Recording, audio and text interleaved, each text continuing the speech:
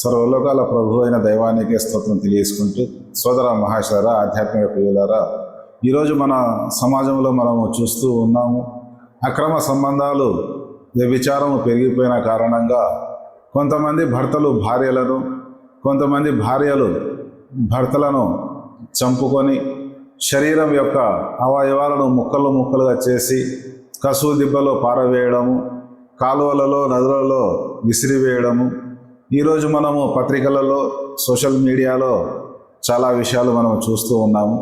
అందుకోసమే సోదర మహాశయులారా, భార్యాభర్తల సంబంధం ఏదైతే ఉందో చాలా పవిత్రమైనది, చాలా దృఢమైనది, చాలా బలమైనది, అతి దగ్గరైనది కూడా. అందుకోసమే కారుణ్య ప్రభు అయిన దైవము పవిత్ర ఖురాన్లో శరీరానికి వస్త్రాలకు ఎంత దగ్గరి సంబంధం ఉందో భార్యాభర్తల సంబంధము కూడా అంత దగ్గరి సంబంధము అని పోల్చి ఉపమానంగా చెప్పడం జరిగింది. ఎందుకంటే ఈ వస్త్రాలు, బట్టలు ఏవైతే ఉన్నాయో మన శరీరానికి ఎండ నుంచి, వేడి నుంచి, చలి నుంచి రక్షించడమే కాకుండా ఒక అందాన్ని కూడా, ఒక సౌందర్యాన్ని కూడా ఇవ్వడం జరుగుతుంది. అదేవిధంగా భార్యాభర్తల సంబంధం సుందరంగా, అందంగా ఉండాలి అంటే ఒకరి బాధ్యతలు, ఒకరికొకరు బాధ్యతలు నిర్వర్తించినప్పుడే ఆ కుటుంబము మంచిగా గడిపేదానికి అవకాశం. ఎప్పుడైతే మనస్పర్ధలు వస్తాయో, విషబీజాలు పడతాయో, దానికి ముఖ్యమైన కారణము వారిలో ఎవరో ఒకరు చెడు చేయడం, హద్దులను అతిక్రమించడం.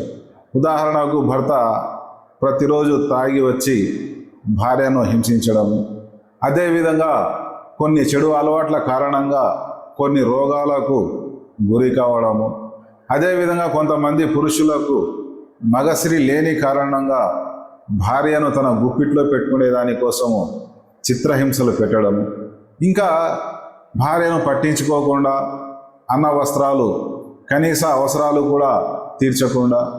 ఈరోజు మనం చూస్తున్నాం, ఖమ్మం జిల్లాలో దాదాపు 2 సంవత్సరాల నుంచి తన భార్యకు అన్నపానీయాలు ఇవ్వని కారణంగా ఆకలితో అలమటించి బెక్క చిక్కిపోయిన సంఘటన కూడా మనం చూసినాం. అందుకోసమే సోదర మహాశయులారా, విధి లేని పరిస్థితిలో కొన్ని అనివార్య కారణాల వల్ల వారు ఒక గృహంలో ఒక కప్పు కింద ఉండి కొన్ని నెలలు, కొన్ని సంవత్సరాలు ఒకరికొకరు పగబట్టి అసూయతో, ద్వేషంతో ఒకరికొకరు చంపుకునే పరిస్థితి తెచ్చుకోకుండా సామరస్యంతో, ప్రేమతో, జాలితో, దయతో ఇద్దరు ఎవరికి వారు విడిపోవడాన్నే ఖురాన్ పరిభాషలో తలాక్ అంటారు. ఇది ఒకరికొకరు చంపుకునే పరిస్థితి రాకుండా ఉండేదానికోసము కారుణ్య ప్రభు అయిన అల్లాహ్ అయిష్టంగా ఇచ్చిన అనుమతి, సంతోషంతో ఇచ్చిన ఆజ్ఞ కాదు. ఎందుకంటే ఇస్లామియా ధర్మంలో వివాహం అనేది 7 జన్మలు కాదు కాబట్టి భర్త ఎంత కిరాతకుడైనా, అదేవిధంగా భార్య ఎంత నికృష్టురాలైనా, దుర్మార్గురాలైనా ఇద్దరు అదే సంబంధంలో ఉండి కలహించుకుంటూ, చంపుకుంటూ, తిట్టుకుంటూ, కొట్టుకుంటూ ఉండకుండా ఉండేదానికోసము, ఎవరి జీవితము వారు స్వేచ్ఛగా బ్రతికేదానికోసము, అవకాశం ఉంటే వేరే వారితో ఎవరికి వారు సంబంధాలు నెరవేర్చుకునే దానికోసము ఒక పద్ధతికి, ఒక క్రమ పద్ధతి ప్రకారము విడిపోయేదాన్నే తలాక్ అంటారు. భర్త దుర్మార్గుడై, భార్య శీలవతి అయి, మంచి ప్రవర్తన కలిగిన స్త్రీ అయి ఉండి భర్త యొక్క దుర్మార్గాన్ని, దౌర్జన్యాన్ని భరించలేని స్థితిలో విడిపోయేదాన్ని కులా అంటారు.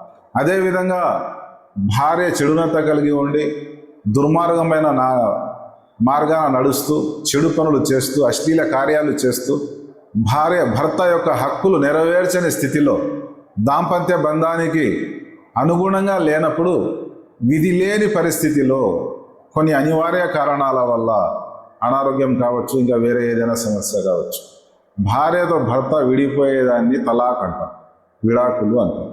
అంటే వారు ఒక దాంపత్య బంధంలో జీవించలేనప్పుడు భర్త విడిపోయేదాన్ని తలాక్ అంటారు, భార్య విడిపోయేదాన్ని కులా అంటారు. ఈ అవకాశము కారుణ్య ప్రభు అయిన దైవము ఒకరికొకరు పగబట్టి, ద్వేషంతో, అసహ్యంతో, కాపట్యంతో ఒకరికొకరు చంపుకునే పరిస్థితి రాకుండా ఉండేదానికోసము విధి లేని పరిస్థితిలో ఈ అనుమతి ఇవ్వడం జరిగింది. మరి ఈ తలాకును నాస్తికులు, బహుదైవారాధకులు, మూర్ఖులు, అవివేకులు చాలా కాలం పాటు అవహేళన చేయడం జరిగింది. ఎందుకంటే వివాహ బంధం అనేది 7 జన్మలు అని, 7 జన్మలు అని విశ్వసించి భర్త చనిపోతానే భార్యను చితిపైన చంపే సతి సహగమన ఆచారం ఇస్లాంలో లేదు. అదేవిధంగా కిరాతకుడైన భర్తతో జీవితాంతము ఆ దౌర్జన్యాన్ని భరించవలసిన అవసరం భార్యకు లేదు. అదేవిధంగా భార్య దుర్మార్గులైతే జీవితాంతం భరించవలసిన అవసరము భర్తకు కూడా లేదు. సక్రమమైన పద్ధతిలో సభ్యత సంస్కారాలతో జీవితం గడపలేని పరిస్థితిలో చంపుకోకుండా ఎవరి దారి వారు చూసుకునేదాన్నే విడాకులు అంటారు. ఈ విడాకులు ఎన్ని రకాలు ఉన్నాయి, ఏ విధంగా వారు విడిపోవాలి, ఏ విధంగా వారి యొక్క బాధ్యతలు ఉన్నాయి, ఇన్షా అల్లా రాబోయే మున్ముందు వీడియోలో దైవచిత్తం అయితే తలాక్ అంటే 3 రకాలు ఉంది, ఎటువంటి పరిస్థితుల్లో విడాకులు తీసుకునేదానికి అవకాశం ఉంది, రాబోయే వీడియోలో నేను చెప్పే ప్రయత్నం చేస్తాను. వీడియో నచ్చినట్లయితే సబ్స్క్రైబ్ చేయండి, బంధుమిత్రులకు షేర్ చేయండి. అస్సలాము అలైకుం వరహమతుల్లాహి వబరకాతుహు.